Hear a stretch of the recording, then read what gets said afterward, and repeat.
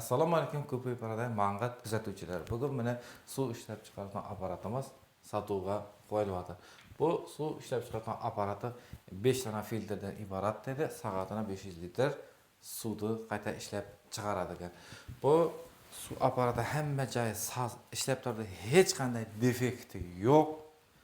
Ko'rib turganingizdek hamma joyi toza. Hozir qaytadan bir yaqindan tushirib videolarni ham ko'rsatib beraman. Bunun pastdan nomerlarini qoldiraman.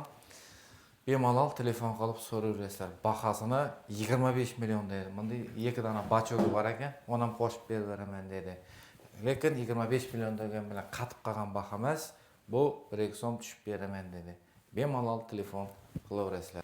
Bu suv apparatini sotishidan maqsad bu qishloq joyda joylashgan. Shuning uchun klient kam bo'lgan.